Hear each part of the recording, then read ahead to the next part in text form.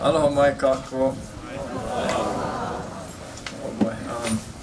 I know Chucky Boy, and I know how much he does for the community. So when he calls you up, asks you to help out something like the Kauai Museum, and knowing the leadership here that's trying to do the right thing, that's pointing for this place, and to make sure we honor First Peoples. And I grew up in a Hawaiian family. We didn't know the language, but we knew it inside of us by the way that we were with our family. So that imprinted and instinctual was a need to know who you are by knowing where you come from, but there weren't the tools in schools, there weren't the tools in the family. So where'd you go? So my choice to paddle at Huinala Canoe Club was to find some way to find that path through the canoe. For me, it was about a way to restore my sense of pride in who I am. And at the same time, it was because I was taken to the ocean very young, it was a way to get back to the way I wanted to learn who I was through the ocean. And I do want to bring to this audience an extraordinary human being.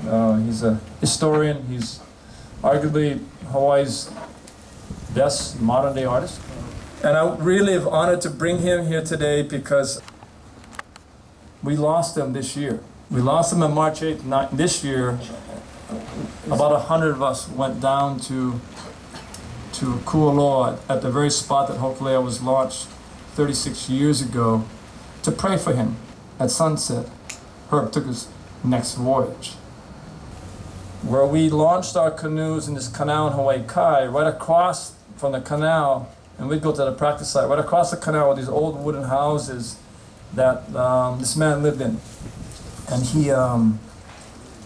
he had a dream that nobody else had. This man was born in Waipio, on the Big Island, but at 7 years old, his mom and dad took him to the mainland. He never really came back, except for summertime with his grandparents in Waipio.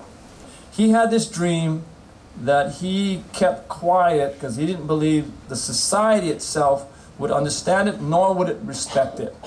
And he had to demonstrate that dream and to learn. He had these two 22-foot fiberglass surfing canoes. He had 4x4 posts to beams to make yahus, and he had a hobie cat sail on top of it. But he needed volunteer paddlers to paddle it outside the canal, outside the reef, to go sailing. And so every time he'd come to the canoe club, he'd ask for volunteers. I would go. And now I was like a novice B, first year banana. I don't know anything. And he really wasn't trying to find me. He was recruiting the top ocean guys in Hawaii for the dream. It wasn't public, it was quiet, but he was recruiting. And the two guys that we had as head coaches, our head coaches were Billy Mitchell from Kamehameha Schools, and the other was a man by the name of Kalaku Kea. Herb came over to the canoe club and invited the two head coaches to come to a dinner. And then he invited me, and my whole guess is that he figured since I went to him so many times, at least he could give me one dinner and that would be it. And then it was at dinner where Herb, his name is Herb Kane, started to unfold this dream that was so quiet and precious to him. He didn't want it damaged.